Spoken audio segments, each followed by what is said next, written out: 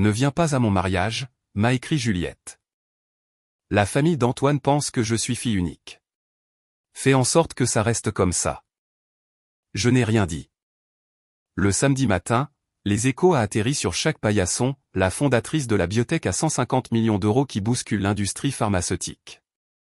Le père d'Antoine en a laissé tomber son café. Le texto est arrivé un mardi après-midi, alors que j'étais en réunion du conseil d'administration pour examiner les résultats de notre essai clinique de phase 3. Mon téléphone a vibré contre la table en acajou. J'ai jeté un coup d'œil. Ne viens pas à mon mariage. La famille d'Antoine pense que je suis fille unique. Fais en sorte que ça reste comme ça. Maman et papa sont d'accord que c'est pour le mieux. J'ai fixé le message pendant exactement 3 secondes, puis j'ai retourné mon téléphone et reporté mon attention sur la présentation du docteur Durand concernant notre traitement révolutionnaire contre le lupus. Mon vice-président des opérations a remarqué que ma mâchoire se crispait, mais j'ai légèrement secoué la tête. Pas maintenant. Les données sur l'efficacité sont remarquables, a poursuivi le docteur Durand. Une réduction de 92% des marqueurs inflammatoires. Cela pourrait tout changer pour les patients atteints de maladies auto-immunes. Je me suis reconcentré. Le mariage de Juliette pouvait attendre. 30 000 patients dans notre pipeline d'essai ne le pouvaient pas. La réunion s'est terminée 2 heures plus tard. Je suis retourné à mon bureau d'angle tout le 42e étage de l'immeuble que j'avais acheté 3 ans plus tôt et j'ai enfin regardé à nouveau mon téléphone. Cet autre message de Juliette. Je sais que tu es contrarié, mais tu dois comprendre. Le père d'Antoine est Pierre Dubois III.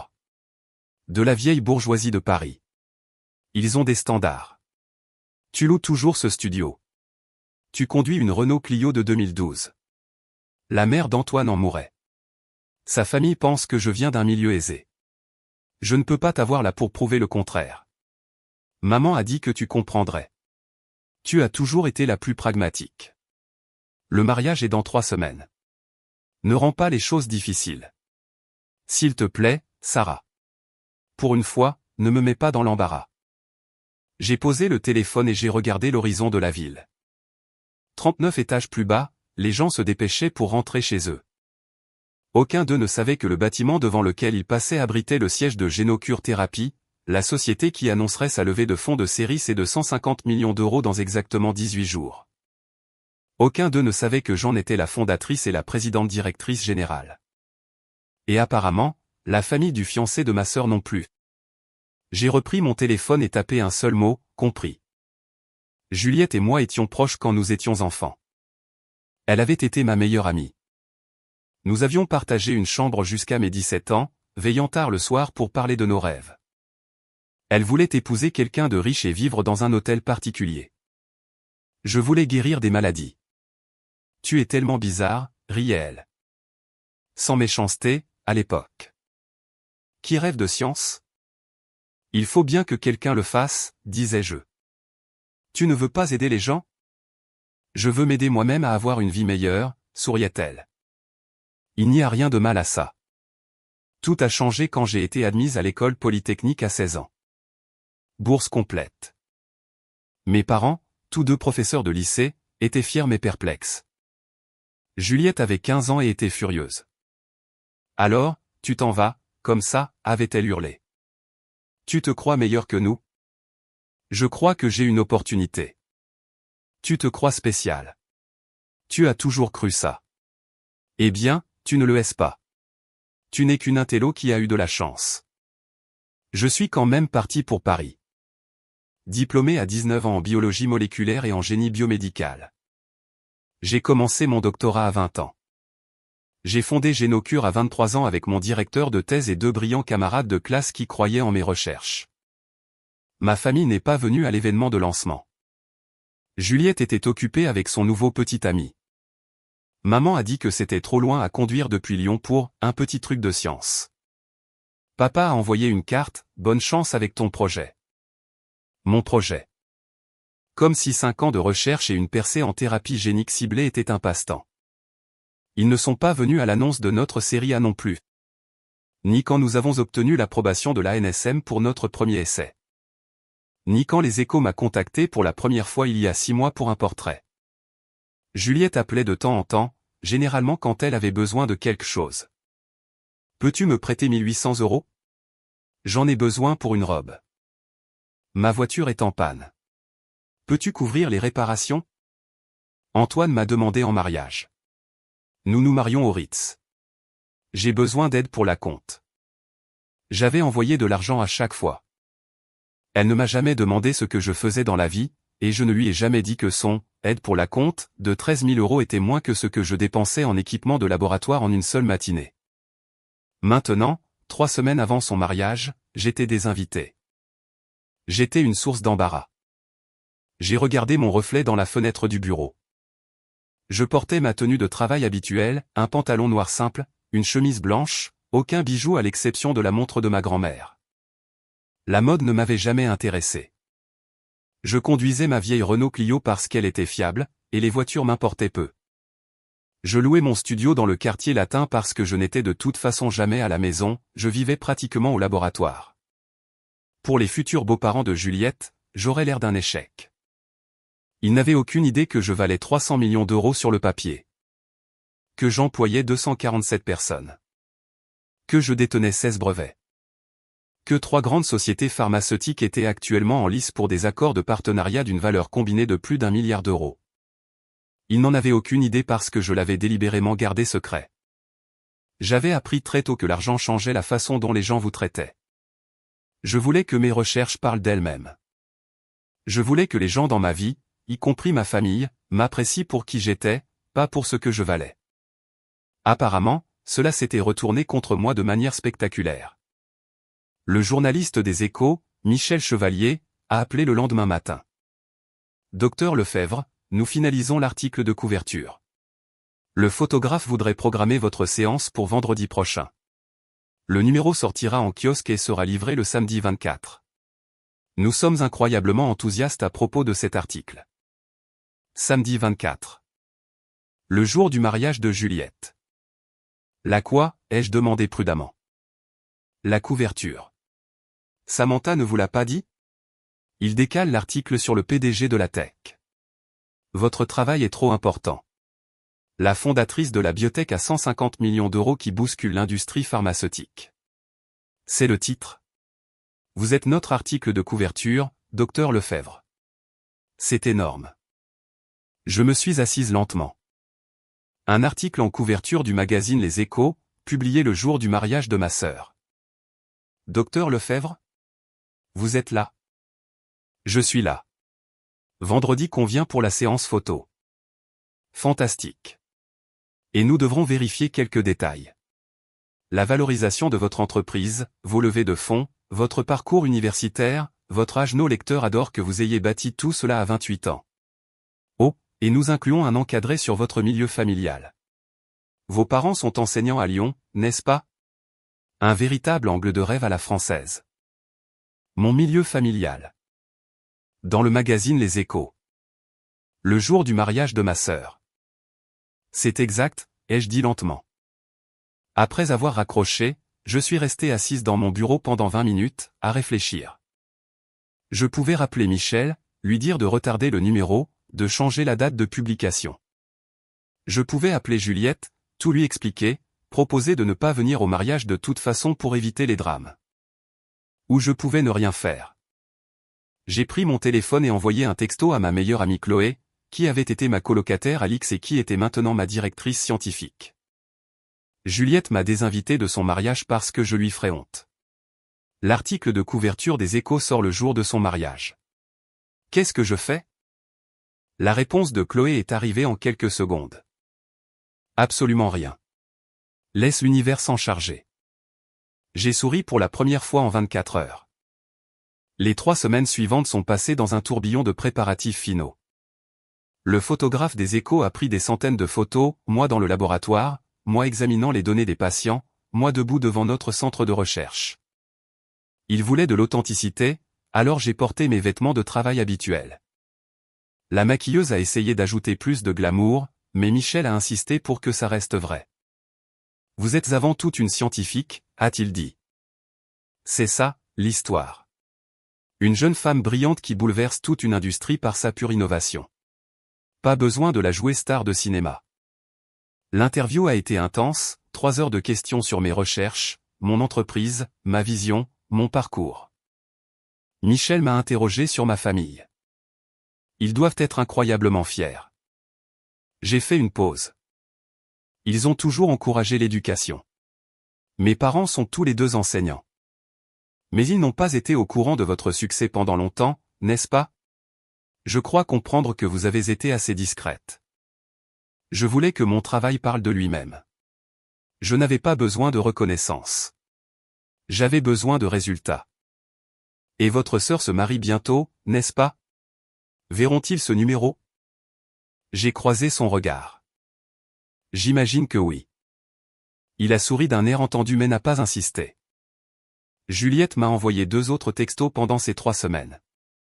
Une fois pour me dire que la mère d'Antoine avait posé des questions sur les frères et sœurs et qu'elle avait dit que j'étais en froid avec la famille et que je vivais à l'étranger. Une autre fois pour dire que maman enverrait des photos après le mariage pour que je ne me sente pas totalement exclu. Je n'ai répondu à aucun des 2 messages. Le mercredi avant le mariage, ma vice-présidente des relations publiques, Monique, a fait irruption dans mon bureau. Sarah, Les Échos vient d'envoyer l'exemplaire en avant-première. Il faut que tu vois ça. Elle m'a tendu sa tablette. J'étais là, sur la couverture du magazine Les Échos. La photo me montrait dans le laboratoire, portant des lunettes de sécurité, tenant une fiole de notre traitement expérimental, le visage sérieux et concentré. Le titre était en gras, la fondatrice de la biotech à 150 millions d'euros qui bouscule l'industrie pharmaceutique. En dessous, à 28 ans, le docteur Sarah Lefèvre sauve des vies que l'industrie pharmaceutique avait abandonnées et bâtit un empire en le faisant. C'est incroyable, a soufflé Monique. Ça va tout changer. L'embargo est levé vendredi à minuit. Les magazines arriveront sur les paillassons samedi matin. Nos demandes des médias vont exploser. Samedi matin. Le mariage de Juliette commençait à 11h. Je sais, ai-je dit doucement. Monique m'a regardé attentivement. Ça va? Tu as l'air, ma sœur se marie samedi. Elle m'a désinvité parce que je lui ferai honte devant sa nouvelle belle famille. Les yeux de Monique se sont écarquillés. Elle a fait quoi? Elle leur a dit qu'elle était fille unique. Je conduis une vieille Renault Clio et je loue un studio. Pas vraiment le genre de la famille Dubois. Dubois? Attends, elle épouse Antoine Dubois? Le fils de Pierre Dubois III. Tu les connais? Sarah, son père est au conseil d'administration de 3 entreprises du CAC 40. Sa mère préside la moitié des galas de charité de Paris. Elle s'est arrêtée. Oh mon Dieu! Ils vont voir ce magazine. Oui. Ils vont se rendre compte que ta sœur a menti sur le fait d'avoir une sœur qui est, elle a baissé les yeux vers la couverture à nouveau, qui a bâti une entreprise de biotechnologie de 150 millions d'euros et qui est littéralement sur la couverture des Échos. Oui. Monique s'est mise à rire. Pas un petit rire poli, un rire franc et sincère. Je suis désolé. Je sais que c'est ta famille, mais l'ironie est juste elle t'a désinvité parce que tu étais une source d'embarras, et maintenant, toute la famille Dubois, tous leurs invités, et tout le monde dans leur cercle social recevront leur abonnement du samedi matin aux Échos et verront mon visage. Qu'est-ce que tu vas faire? J'y ai réfléchi. J'ai pensé à appeler Juliette, à la prévenir, à lui donner le temps de s'expliquer à la famille d'Antoine. J'ai pensé à appeler les Échos, à les supplier de retarder. Puis j'ai pensé à toutes les fois où j'avais envoyé de l'argent sans poser de questions. Chaque réussite qu'elle avait dénigrée. Chaque appel qui ne venait que lorsqu'elle avait besoin de quelque chose. Toutes ces années à être traitée comme la déception de la famille alors que je sauvais littéralement des vies. Rien, ai-je dit. Je ne vais absolument rien faire. Vendredi soir, je n'ai pas pu dormir. Je n'arrêtais pas d'imaginer le samedi matin. Les abonnés des Échos et les Dubois étaient certainement abonnés et recevraient leur magazine avec leur café du matin. Ils l'ouvriraient pour voir mon visage, mon histoire, mon succès. Ils réaliseraient que Juliette avait menti. Mon téléphone a sonné à 6h47 le samedi. Ma mère. Je l'ai laissé aller sur la messagerie vocale. Il a sonné à nouveau. Juliette. Messagerie vocale. Mon père. Messagerie vocale. Juliette encore. Messagerie vocale. À 7h15, mon téléphone a commencé à afficher des appels manqués de numéros que je ne reconnaissais pas.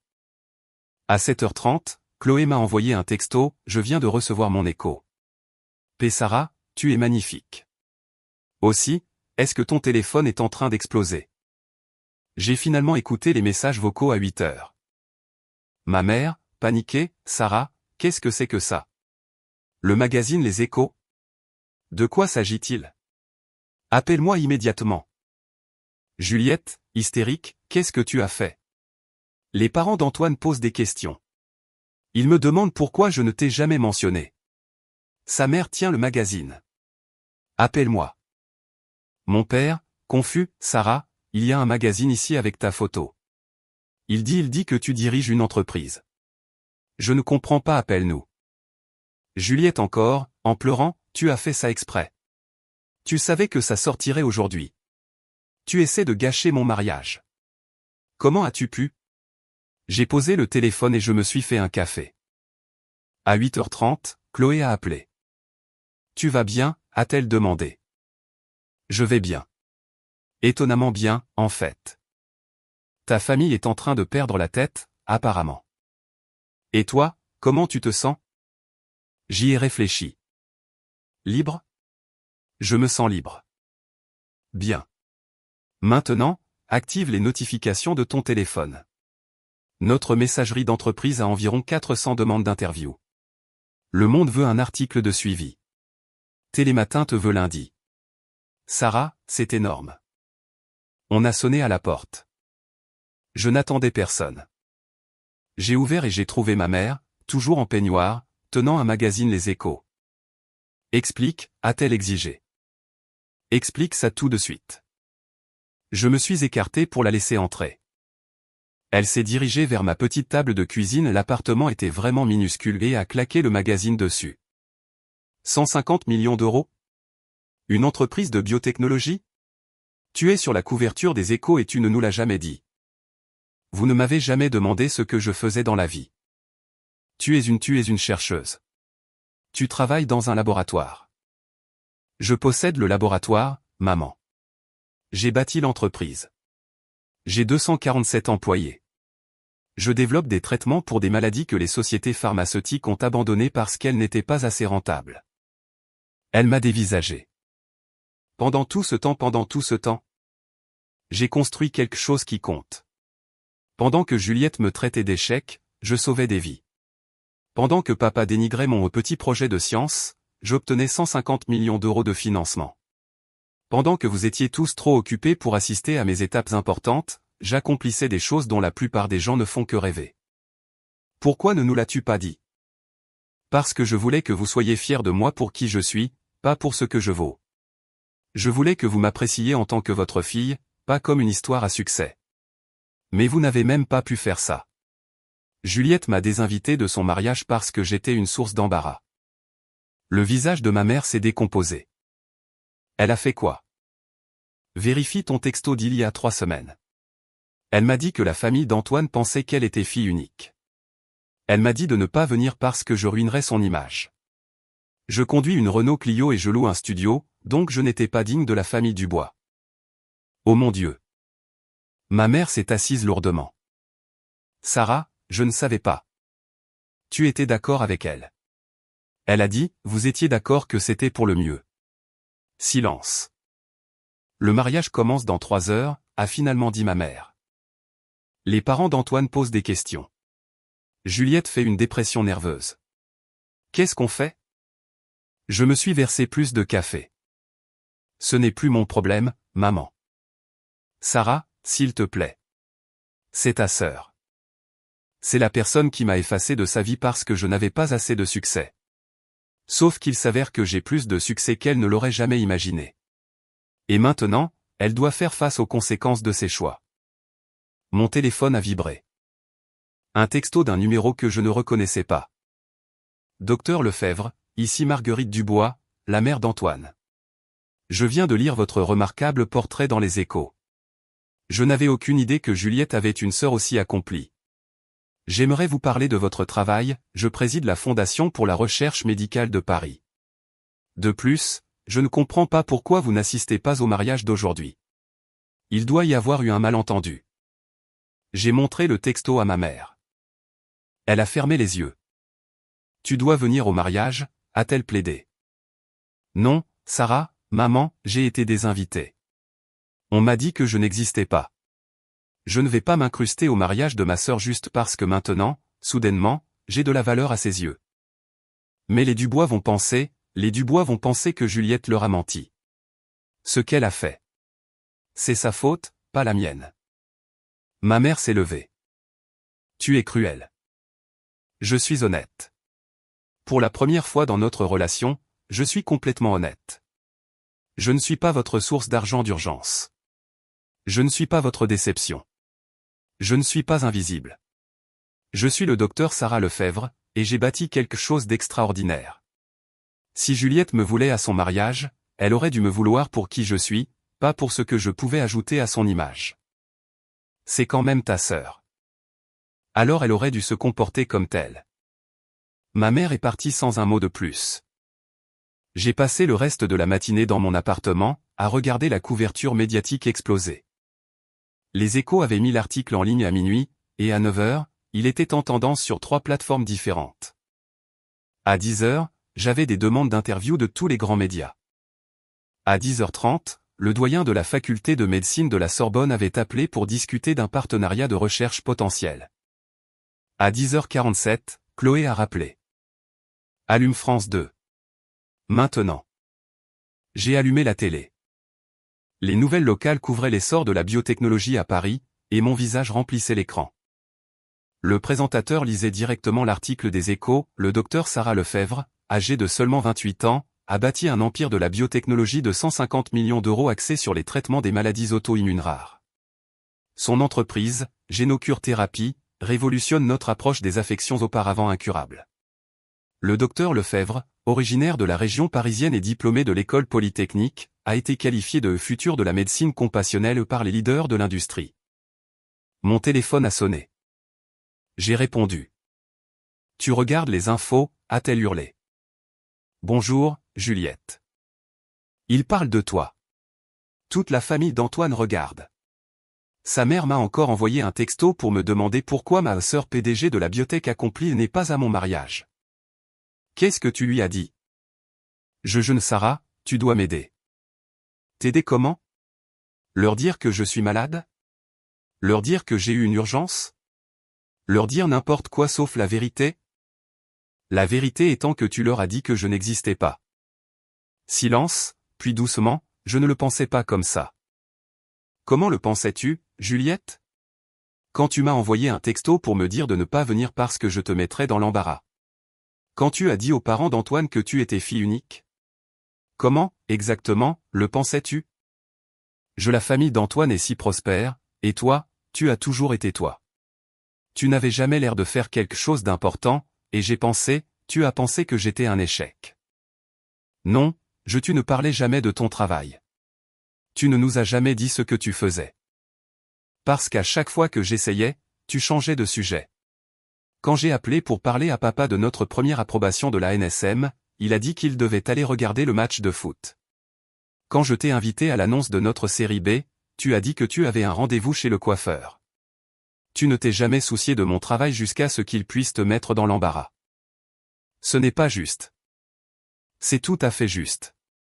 Tu ne me voulais dans ta vie que lorsque j'étais utile pour de l'argent ou de l'aide ou tout ce dont tu avais besoin. Mais pour ton grand jour, j'étais une source d'embarras. Et maintenant, je ne le suis plus.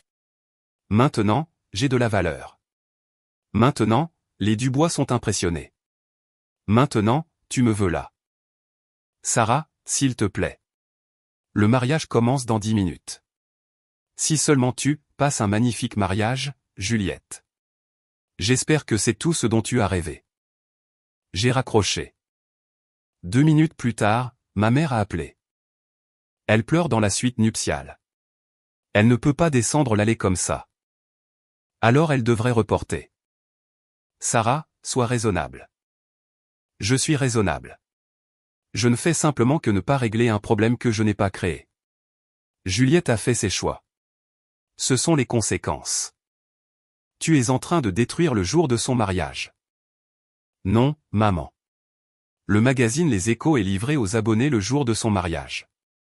Ce n'est pas une vengeance, c'est un calendrier de publication sur lequel je n'avais aucun contrôle. Juliette a détruit son propre jour de mariage quand elle a décidé que je n'étais pas assez bien pour faire partie de sa vie. J'ai raccroché au nez de ma mère pour la première fois de ma vie. À 11h15, 15 minutes après le début prévu de la cérémonie, mon téléphone a explosé de textos de numéros que je ne reconnaissais pas. Docteur Lefebvre, ici Catherine Dubois, la tante d'Antoine. Je siège au conseil d'administration de la Pitié-Salpêtrière. Votre travail est extraordinaire. J'adorerais discuter d'opportunités de financement. Sarah, ici Thomas Dubois, l'oncle d'Antoine. Je gère une société de capital risque. Parlons-en. Docteur Lefebvre, Pierre Dubois ici. Je vous dois des excuses pour ne pas vous avoir connu plus tôt. Votre sœur semble avoir mal communiqué. Je serais honoré de vous présenter à plusieurs collègues qui pourraient bénéficier de votre expertise. Et puis, à 11h47, un texto d'Antoine lui-même. Docteur Lefebvre, je m'excuse pour la confusion. Juliette m'a dit que vous étiez en froid et que vous viviez à l'étranger. Je n'en avais aucune idée. Elle, je ne sais pas trop quoi dire. Ma famille est très confuse, et honnêtement, moi aussi. Est-ce que ma fiancée vous a vraiment désinvité de notre mariage parce qu'elle pensait que vous n'aviez pas assez de succès? J'ai fixé ce message pendant un long moment. Finalement, j'ai répondu « oui ». Elle m'a envoyé un texto il y a 3 semaines et m'a dit de ne pas venir parce que votre famille pensait qu'elle était fille unique et que je la mettrais dans l'embarras. J'ai respecté ses souhaits. 3 points sont apparus, ont disparu, sont réapparus. Puis, il faut que je lui parle. À midi, Chloé m'a envoyé un texto, « S'il te plaît, dis-moi que tu vois les tendances sur X. PDG Biotech et Couve les Échos sont tous les deux dans le top 10. Tu es célèbre, ma belle. » À 12h30, mon père a appelé. Ta mère est très contrariée. J'imagine que Juliette l'est aussi. C'est le jour du mariage de ta sœur, Sarah. C'est le jour du mariage auquel elle m'a spécifiquement dit de ne pas assister, papa. Tu aurais pu la prévenir que ce magazine allait sortir. Pourquoi? Pour qu'elle puisse continuer à mentir aux Dubois? Pour qu'elle puisse prétendre que je n'existais pas un jour de plus? Elle a fait une erreur. Elle a fait un choix.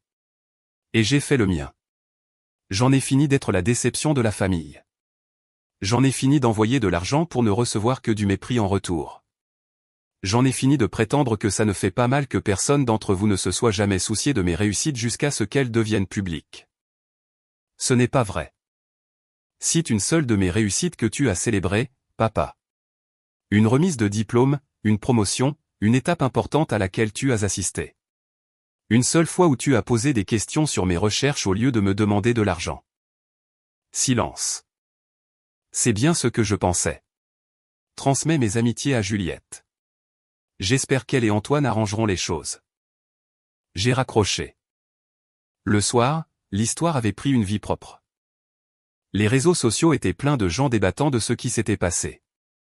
Certains prenaient le parti de Juliette, la famille devrait rester soudée. D'autres prenaient mon parti, on ne peut pas désinviter quelqu'un et s'attendre ensuite à ce qu'il vous sauve. Le hashtag la sœur en couve des Échos était en tendance.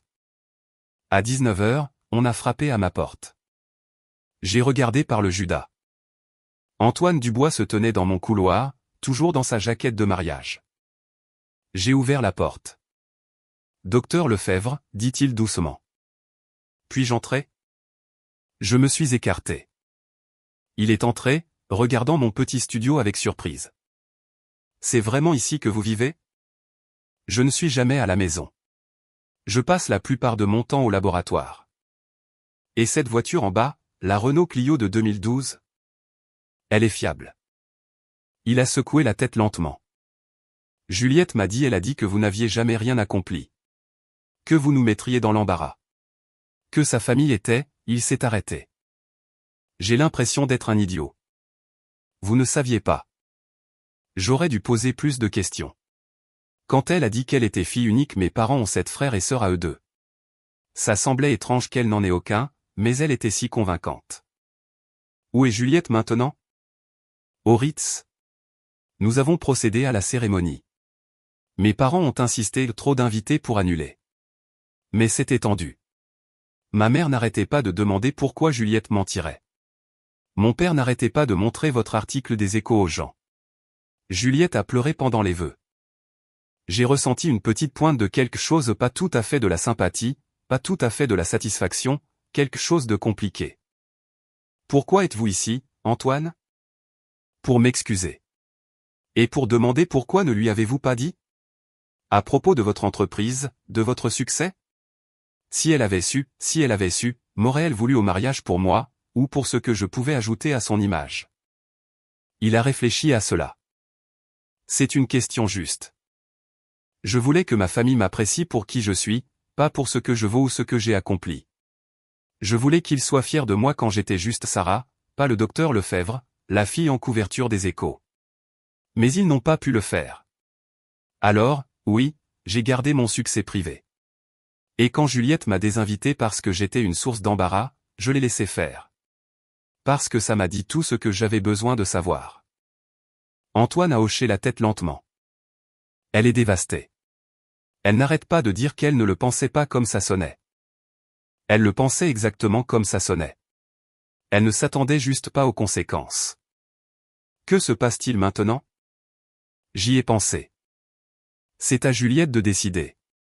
J'ai passé des années à essayer d'être assez bien pour ma famille. J'en ai fini.